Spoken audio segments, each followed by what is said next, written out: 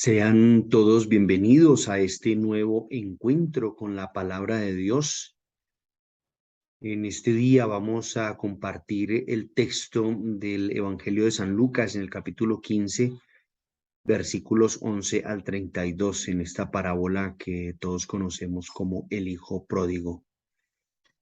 Invitamos a quienes nos siguen a través de nuestro canal en YouTube para que siempre podamos leer la descripción del video que dejamos, en donde presentamos en ocasiones algunas herramientas o algunos recursos para nuestra vida espiritual y para nuestro camino de fe.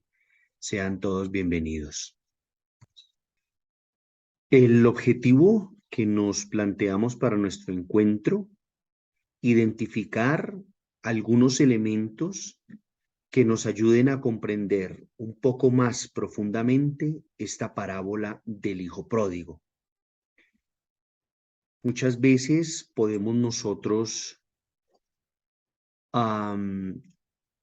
como leer los textos bíblicos, pero siempre van a existir como elementos o aspectos, bien sea de la redacción, bien sea aspectos culturales de la época o contextos religiosos en los que está imbuido el texto bíblico, que nos ayudarán siempre a profundizar la palabra de Dios. En este caso, pues queremos compartir elementos que nos ayuden a mirar un poco más de fondo lo que nos quiere presentar Jesús a través de esta hermosísima parábola, que es fundamentalmente una parábola de misericordia, pero es también una parábola de redención.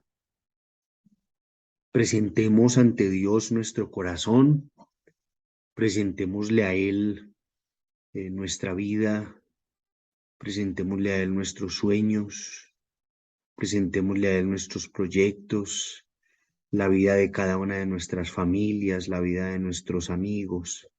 Pidamos la gracia del Espíritu Santo, que el Señor nos ilumine siempre para que podamos vernos fortalecidos en el camino de la fe a través de la profundización de esa palabra que Él nos regala a través de la revelación bíblica. En el nombre del Padre, y del Hijo, y del Espíritu Santo. Amén. Dios y Padre, muchas veces pensamos en la fe como una lista de cosas por cumplir. Se nos enseñó que tenemos que, sin importar el amor para hacer, sin pensar en actuar por amor y compasión. Está la tentación de pensar que siempre cumplimos tus leyes para luego jactarnos de ello. Padre Santo, danos tu gracia para crecer verdaderamente en tu amor que nos redime, que nos salva, que sana nuestro corazón, que nos restablece en la dignidad que tú nos has regalado de ser tus hijos. Amén. Invito en este momento a quienes nos siguen a través de nuestro canal de YouTube para que cada uno de ustedes pueda pausar por unos minutos el video, o si es en algún grupo de compartir la palabra de Dios, para que puedan ustedes leer el capítulo 15 o por lo menos la parábola del Hijo Pródigo, y que podamos adentrarnos de una manera directa en los elementos que queremos compartir con ustedes en el día de hoy. Una vez que ustedes lean, o que cada uno de ustedes en su Biblia lea el texto bíblico, pues también puede continuar profundizando a través de este video que presentamos en el día de hoy.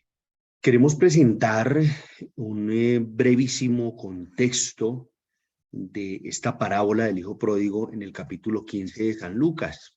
Nosotros sabemos que el Evangelio de Lucas es llamado el Evangelio de la Misericordia. Es una de las maneras como se ha llamado el Evangelio de Lucas.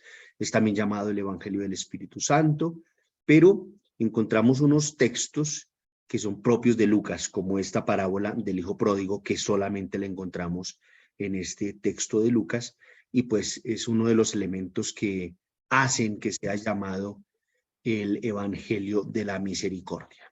Bien, en este mismo capítulo, en los versículos 1 y 2, encontramos como parte de este contexto. Entre tanto, todos los que recaudaban impuestos para Roma y los pecadores se acercaban a Jesús para oírle. Aquí entonces aparecen como dos categorías de personas en el contexto de Jesús.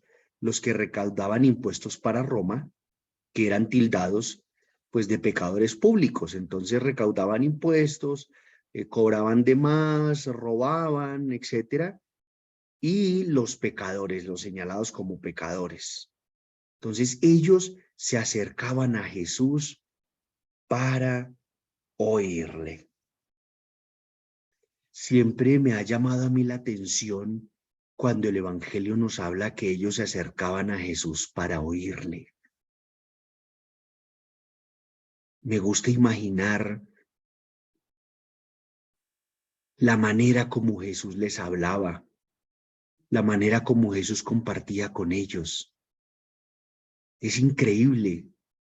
¿Qué encontraban? ¿Qué descubrían ellos en Jesús? Que lo buscaban. Los fariseos y los maestros de la ley. Aquí aparecen otras dos categorías de personas y vamos a decir, estos son las categorías de personas, entre comillas, religiosas. De los fariseos, pues conocedores de la ley, cumplidores de la ley, cumplidores estrictos de la ley de Moisés, etcétera. Y también aquí los maestros de la ley, los que enseñaban, los que conocían de la ley de Moisés, etcétera. Ellos que murmuraban, este anda con pecadores y come con ellos. Nosotros no estamos familiarizados con, lógicamente, con, digamos así, con categorías judías o del pensamiento del Antiguo Testamento. Pero es que para estos fariseos y para estos maestros de la ley y en ese contexto de las normas judías, andar con pecadores y comer con ellos era hacerse impuro para Dios. Entonces, para los fariseos y los maestros de la ley, criticaban a Jesús, murmuraban, como que este se hace pecado, este se hace impuro para dar culto a Dios, este se está haciendo pecado porque come con ellos. Y pues bueno, yo pienso que es una tentación, como lo veremos, que siempre acompañará al creyente. Un poco a veces satanizar el mundo y pues como también lo hemos analizado en otros videos, es el pensar que allá están los malos y aquí estamos los buenos. Y es pensar que hay realidades que nos hacen impuros o que nos inhabilitan para dar culto a Dios. Y pues Jesús en el Evangelio pues nos va a mostrar cuál es el verdadero camino que Dios nos muestra para nosotros, para la humanidad. A continuación de estos versículos encontramos entonces las parábolas de la oveja y la moneda perdida. Entonces que pues Jesús también nos va a describir unas realidades en estas parábolas. Después de estas parábolas es que tenemos nosotros la parábola del hijo pródigo.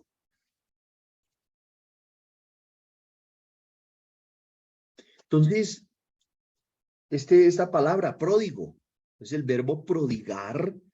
¿Qué significa? Disipar, gastar algo pródigamente o con exceso y desperdicio. Un pródigo en derecho es la persona que malgasta su propio patrimonio de forma reiterada e injustificada, en detrimento de su propia familia y los alimentos que debe satisfacerle. Entonces, por eso, pues está acertadamente pues ese título de esta parábola, ¿no? El hijo pródigo, el hijo que disipó, el hijo que despilfarró todo su patrimonio, ¿no? Bien. Después de las parábolas que nos presenta el texto de la oveja perdida y la moneda perdida, Jesús continuó. Había un hombre que tenía 2 hijos. El menor dijo a su padre: dame la parte de la herencia que me corresponde. Y el padre repartió sus bienes entre los 2. Aquí tenemos un elemento que podemos señalar, y es que la ley judía preveía que el hijo más joven recibiría 1/3 de la fortuna de su padre. Eso lo encontramos allá en el libro del Deuteronomio, en el capítulo 21, versículos 15 al 17.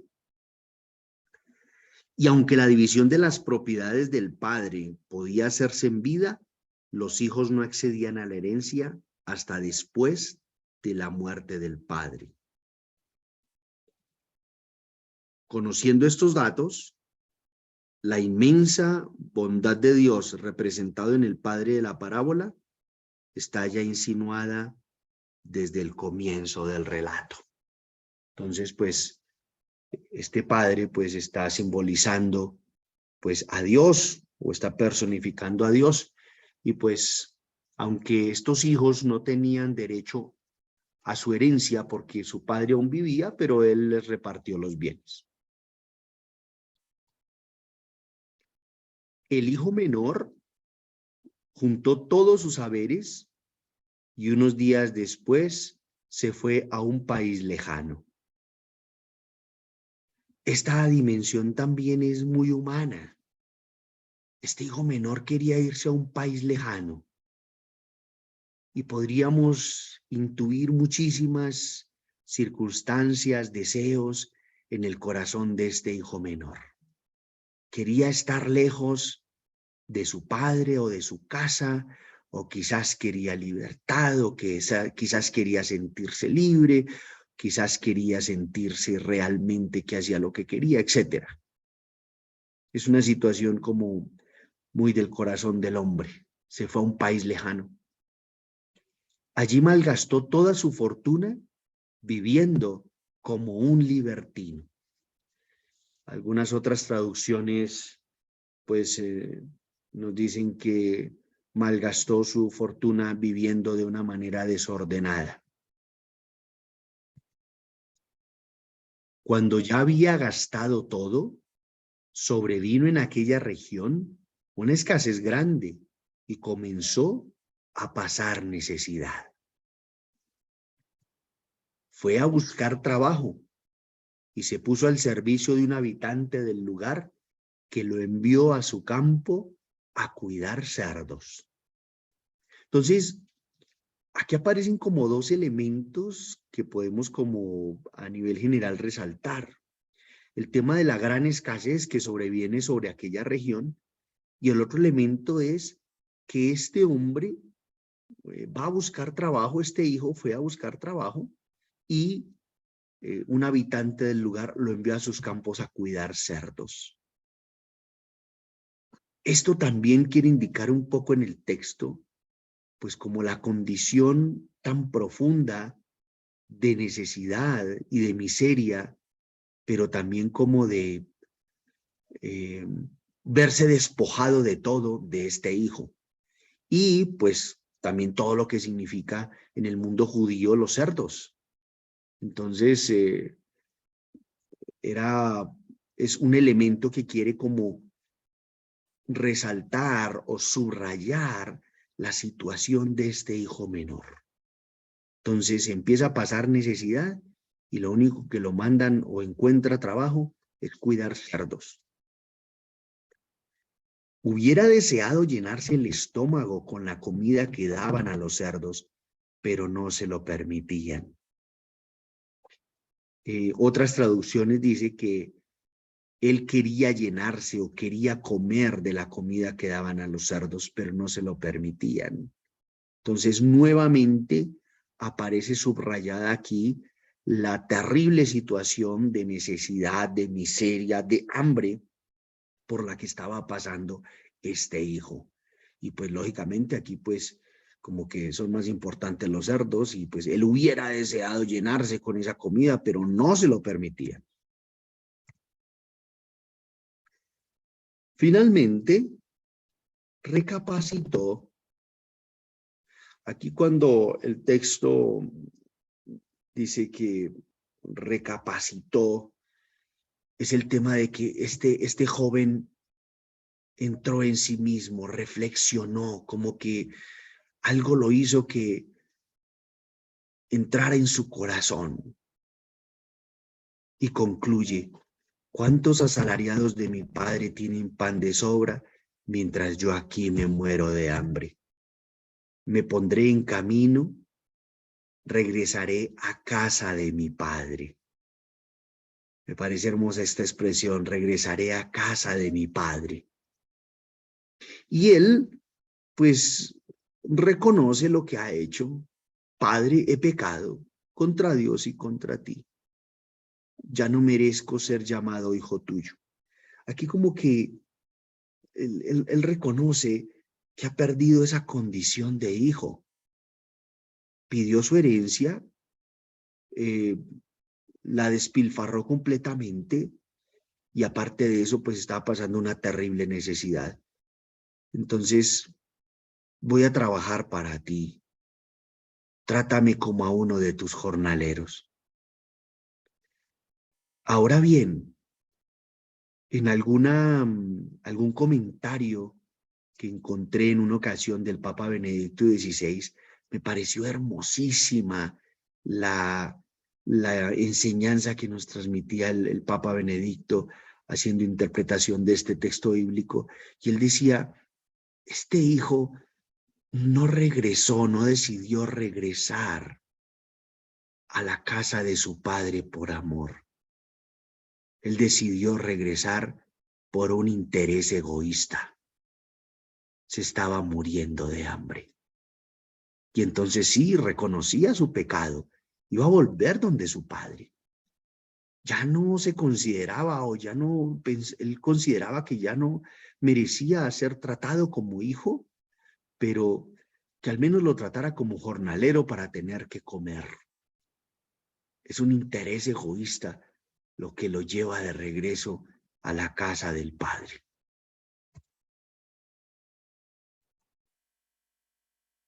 Se puso en camino y se fue a casa de su padre. A continuación, esta línea me parece absolutamente extraordinaria. Cuando aún estaba lejos, su padre lo vio. Y aquí a nivel muy humano, me gusta imaginar que cualquier padre haría eso con su hijo. Como que salir a asomarse todos los días a ver cuándo regresaría su hijo. Su padre lo conocía y como que tenía certeza que ese hijo algún día iba a volver. Aún estaba lejos, su padre lo vio y profundamente conmovido. En otras traducciones dice, su padre lo vio y sintió compasión. Salió corriendo a su encuentro, lo abrazó y lo cubrió de besos. Es una escena que me parece a mí extraordinaria, porque no sale un padre a recriminar, no sale un padre a reclamar, sale un padre a brindar amor y redimir a su hijo.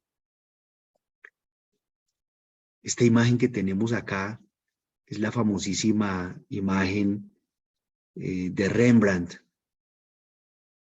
Y quizás en algún momento recomendábamos ese libro de El regreso del hijo pródigo, meditaciones a la luz de un cuadro de Rembrandt. Y él me parece que hace una interpretación muy hermosa con este hijo que está de rodillas ante su padre. Y, y el autor de este libro nos dice que su hijo conservaba esa daga y que como que era la esperanza que él tenía de que a través de ella iba a ser reconocido como miembro de esa familia, porque era como un signo también de pertenencia a una condición. Fue capaz de despojarse de todo, pero menos de esa condición de hijo, y por eso este signo acá de esta daga, que, como ese signo externo de pertenencia a una condición. El hijo empezó a decirle: Padre, pequé contra Dios y contra ti. Ya no merezco ser llamado hijo tuyo. Si podemos notar nosotros, aquí su hijo no alcanza a decirle: trátame como a uno de tus jornaleros. Como que escasamente su papá lo deja hablar. El padre dijo a sus servidores: rápido, traigan el mejor traje y pónganselo. Pónganle también un anillo en la mano y sandalias en sus pies. Este signo, pues, tiene estos tres elementos: un traje, un anillo y sandalias. Y son elementos que hacen referencia a la restitución de la dignidad que este hijo había perdido. Es como restituido plenamente de nuevo en su casa. Los esclavos no llevaban anillos, los esclavos no llevaban sandalias.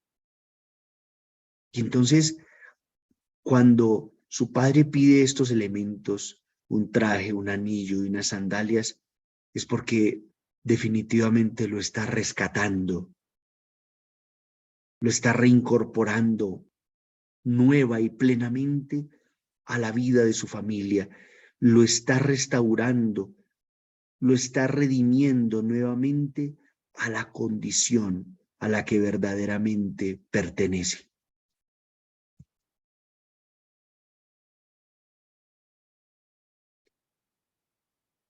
Traigan el ternero gordo y mátenlo, comamos y hagamos fiesta, porque este hijo mío estaba muerto y ha vuelto a la vida, estaba perdido y lo hemos encontrado.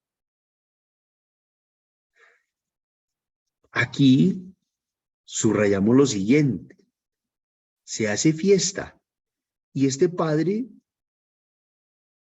nuevamente reconoce a su hijo, porque este hijo mío,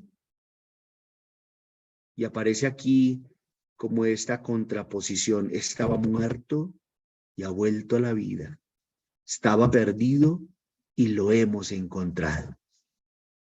Y comenzaron la fiesta. Es esa fiesta de la redención, es la fiesta de la vida, es la fiesta de la salvación. Algunos estudiosos de la Biblia nos han indicado que pues muy seguramente esta fue la parábola original hasta allí. A partir de los versículos, a partir del versículo 25 hasta el 32, algunos piensan que fue un añadido posterior frente a la situación y el contexto religioso que se vivía en la época. El hijo mayor estaba en el campo. Al volver, cuando se acercaba a la casa, oyó la música y los cantos. Llamó a uno de los criados y le preguntó qué era lo que pasaba. Él le respondió: tu hermano ha regresado a casa y tu padre mandó matar el ternero gordo por haberlo recobrado sano y salvo. El hijo mayor se enojó y no quiso entrar. Su padre salió y trataba de convencerlo. Este hijo mayor, pues, es asimilado precisamente a los fariseos. Este hijo mayor simboliza a los maestros de la ley. Que entonces tu hermano ha regresado a casa, pero el hijo mayor ante esta situación de la fiesta del regreso se enoja y no quiso entrar. Su padre salió y trataba de convencerlo, o como también dice algunos textos, salió a suplicarle. Pero él le contestó: hace tantos años que te sirvo, sin haber desobedecido jamás ni una sola de tus órdenes, y a mí nunca me has dado un cabrito para hacer una fiesta con mis amigos. Es la actitud del hijo mayor, pero representado o asimilándolo a los fariseos, los cumplidores de la ley, era como esa misma situación frente a Dios. Es como el haber cumplido órdenes, pero cumplir órdenes por cumplirlas. Era un obedecer la ley olvidando el espíritu. Era como llevar una vida religiosa solamente por cumplir leyes, pero no por amor. Y entonces este hijo mayor hace una reclamación que a los ojos del fariseo podría estar absolutamente correcta. La respuesta del padre nos aclarará mucho más las cosas. El hijo mayor, que lo vemos aquí también representado en el cuadro de Rembrandt, el hijo mayor, continúa, y aquí va a recriminar, pero ahora que vuelve ese hijo tuyo. Aquí es increíble cómo Lucas nos revela esto. El hijo mayor ni siquiera lo reconoce como su hermano, pero ahora que vuelve ese hijo tuyo, no lo reconoce como hermano.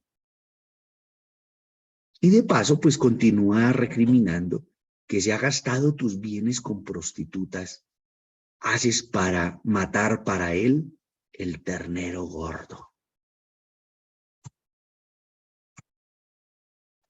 El padre le dijo: hijo, tú estás siempre conmigo y todo lo mío es tuyo. Yo a veces pienso que esta línea como que revela que el hijo cumplía órdenes a su padre, pero realmente no conocía el amor de su padre. Aquí como que su padre le dice, pues pudieras haber hecho la fiesta con tus amigos sin esperar que yo te diera algo. Podrías haberlo tomado porque todo lo mío es tuyo. Y aquí el padre da la razón, pero había que hacer fiesta y alegrarse, puesto que tu hermano. Aquí el padre no dice, puesto que mi hijo, puesto que este hijo mío, no. Aquí el padre quiere restablecer esas relaciones de fraternidad, puesto que tu hermano estaba muerto y ha vuelto a la vida. Estaba perdido y ha sido encontrado. Nuevamente aquí el autor nos presenta como esa contraposición. Tu hermano estaba muerto y ha vuelto a la vida.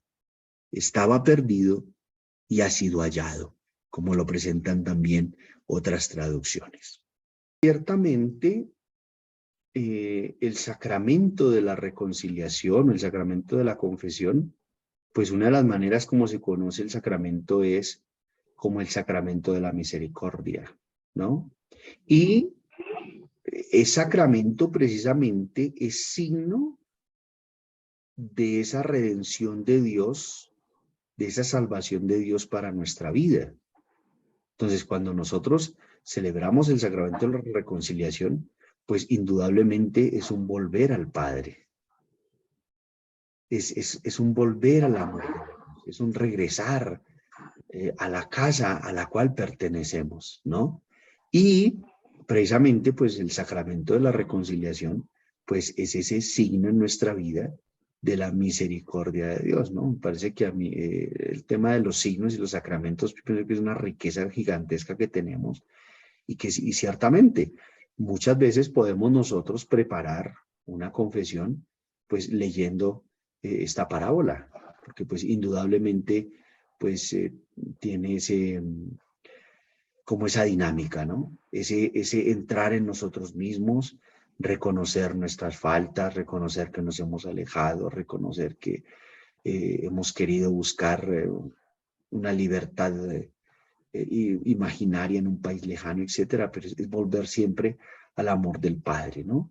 Y es reencontrarnos con ese amor que nos redime, es reencontrarnos con el amor que nos salva, es celebrar el amor de Dios que cura nuestro corazón, es celebrar el amor de Dios que siempre nos dará una esperanza renovada. Es el amor de Dios lo que nos permite ver el futuro siempre con esperanza, ¿no? Y bueno, sí, indudablemente podemos encontrar ahí toda la dinámica del sacramento de la confesión. Esa interpretación que presentaba el Papa Benedicto sobre la parábola me pareció magistral. Entonces, y el Papa lo dice, su hijo decide regresar a casa por un interés egoísta. Pues está muriendo de hambre y pues dice, bueno, pues voy a llegar aquí a mi papá y le voy a decir esto y esto y pues ahí voy a tener comida. No es, no es un regreso a la casa del padre, vamos a decir, por amor, ¿no? Sino por un interés egoísta, ¿no? Pero la parábola pues nos quiere mostrar que en definitiva, por encima de ese egoísmo del hombre, está la salvación de Dios y está su amor y está su misericordia. Entonces, pues es como les digo, es una parábola que nunca terminaremos de descubrir toda su riqueza, ¿no? Otro elemento que yo pienso es que más y más estamos llamados a reflexionar, a experimentar, pero también a discernir el amor de Dios en nuestra vida. Porque yo pienso que, lógicamente, solamente cuando Dios nos llame a su presencia, ahí es donde realmente comprenderemos su amor y su misericordia plenamente. Nosotros vamos experimentando el amor de Dios en nuestra vida, en nuestro paso por este mundo, pero estamos llamados a esa reflexión porque es el amor de Dios que, pues el amor de Dios es el poder de la resurrección que transforma cualquier realidad humana. Cualquier realidad humana la transforma hacia una plenitud.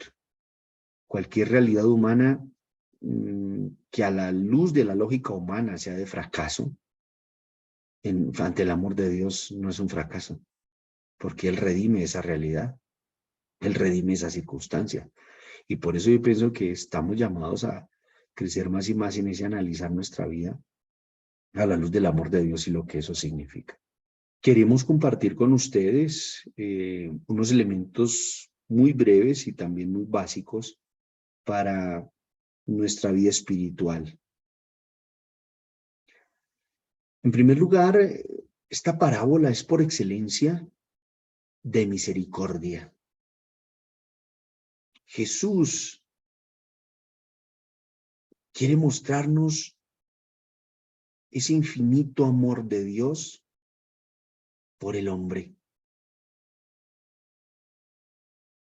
Y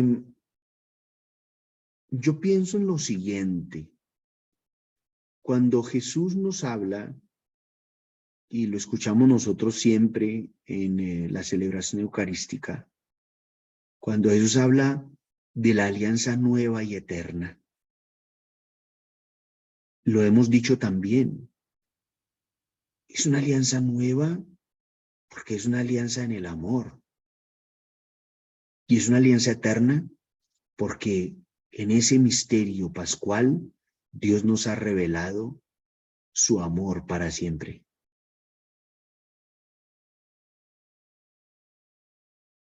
No hay pecado en el hombre que haga que Dios diga, ya no te amo. Jesús viene a revelarnos la misericordia de Dios. Y esta parábola por excelencia es de misericordia. Esta parábola por excelencia es de redención. Esta parábola por excelencia es de restituir al hombre en esa condición que Dios nos ha regalado, ser sus hijos.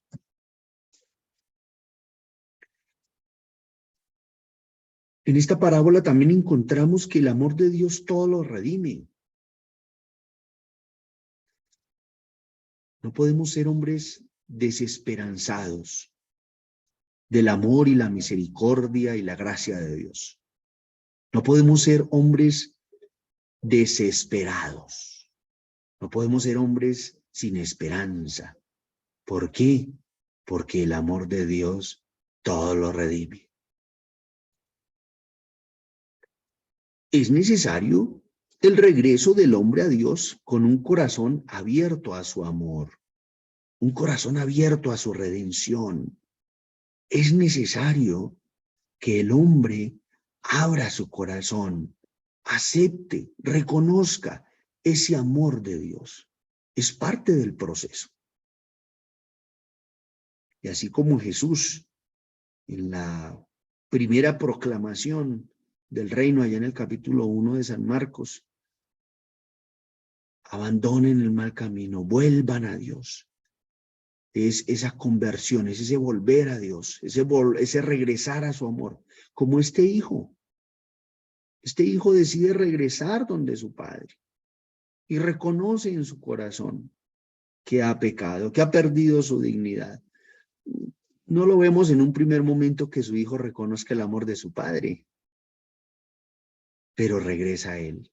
Y allí es donde va a experimentar el amor incondicional de su padre, que lo redime.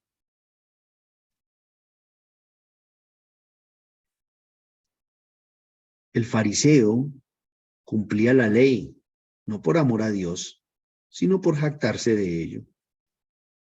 Entonces, los fariseos se jactaban, nosotros cumplimos la ley, hay que cumplir la ley, pero así como nos lo revela el hijo mayor de la parábola, era un cumplimiento por cumplir la ley.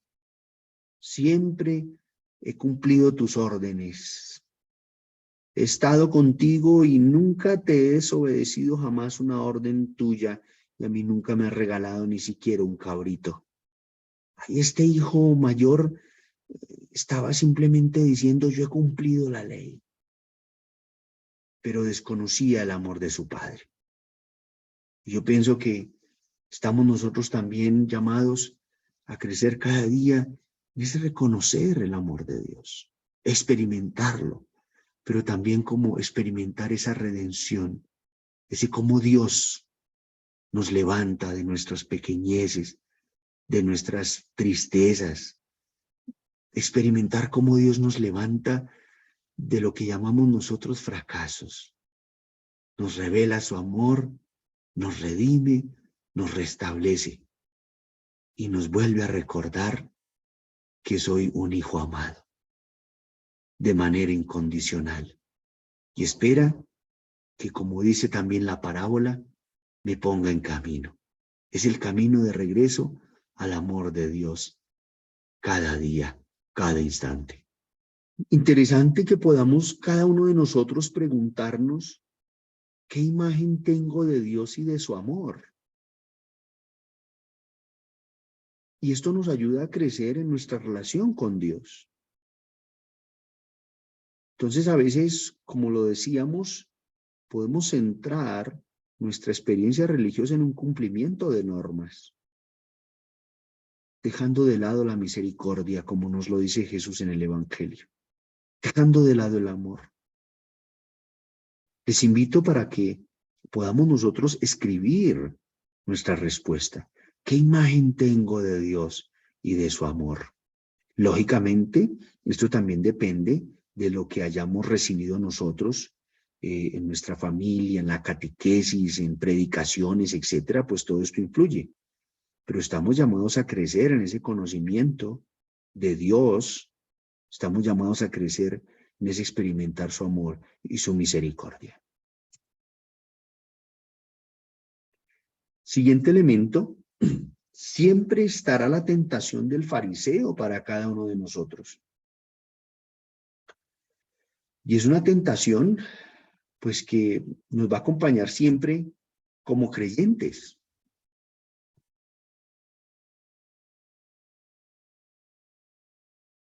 La tentación del fariseo, pues como lo vemos nosotros en muchas partes del Evangelio y también en esta parábola, pues es la tentación de pensar que yo he cumplido o que yo cumplo y los otros no. Es la tentación de pensar que yo cumplo y el otro no es digno del amor de Dios. Es la tentación de pensar que yo cumplo y el otro es un pecador que debe ser excluido. Siempre estará esa tentación. Estamos llamados a analizar eso en nuestra vida espiritual y lógicamente estamos también llamados a vencer esa tentación del fariseo o de un pensamiento fariseo. No podemos nosotros centrar nuestro seguimiento de Jesucristo en un cumplimiento de normas. Jesús nos ha revelado ese verdadero camino en el Evangelio y con su propia vida, con su propio camino hacia Dios Padre.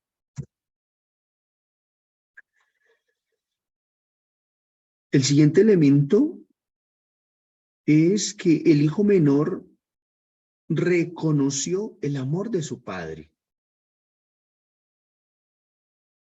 Aquí podríamos, pues, detenernos y hacer muchísimas conjeturas, etcétera, pero a mí me parece interesante que podamos nosotros pensar que el hijo menor volvió a conocer el amor de su padre. Pero al volver a conocer es reconocerlo. Él ha entrado en su corazón y él admitió. Él volvió a conocer su corazón y sus equivocaciones y todo el tema. Pero al regresar, el hijo menor va a reconocer el amor de su padre. Va a volver a experimentar el amor de su padre. Siempre estaremos de regreso a casa. Y es la invitación que Dios nos hace en su Hijo Jesucristo. De regresar siempre al amor incondicional e infinito de Dios. A veces pensamos que esto es una cuestión material o física, pero no. Es esa casa donde habita el amor de Dios y siempre estaremos de regreso.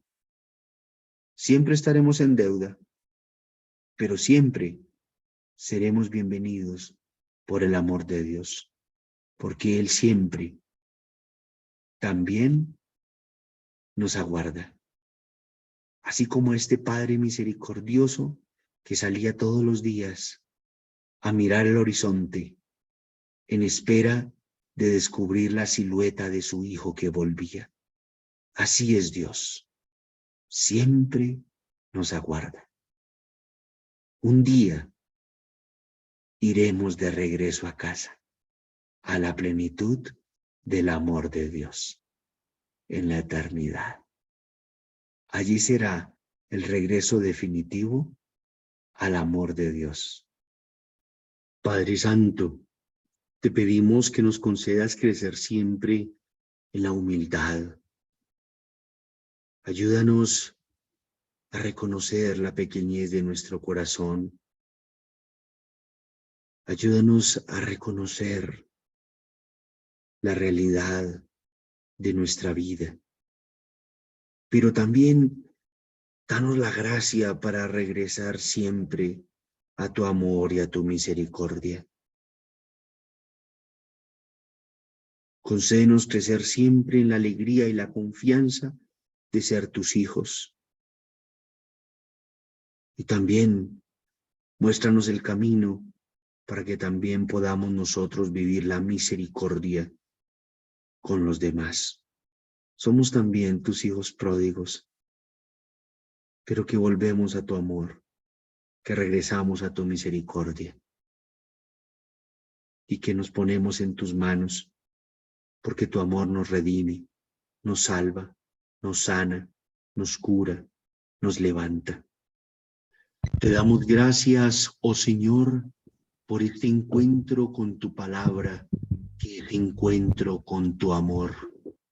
Danos tu gracia para reconocer siempre tu amor en nuestra vida, en nuestro caminar por el mundo. Concédenos comprender más y más que tu amor todo lo redime, que nos esperas con los brazos abiertos, que tu compasión nos aguarda, que tu corazón de Padre no se cansa de revelarnos cuánto nos amas. Amén. Amén. La bendición de Dios Todopoderoso, Padre, Hijo y Espíritu Santo, descienda sobre nosotros y permanezca para siempre. Amén. A todos aquellos que encuentren formativos nuestros contenidos y les hayan ayudado a crecer en su vida de fe, espiritualidad, en su formación, grupos y ministerios, los invitamos a apoyar nuestro trabajo a través de sus donaciones, a través del canal que hemos habilitado para tal fin. Apoyemos la evangelización, la formación de los creyentes y la vida espiritual. Podemos donar a través de este link de PayPal, que lo dejamos en la información que tenemos en la descripción del video. Gratitud y bendición. Muchas gracias por su participación. Nos encontraremos en nuestra próxima reunión para continuar en nuestra reflexión de fe. Dios los bendiga.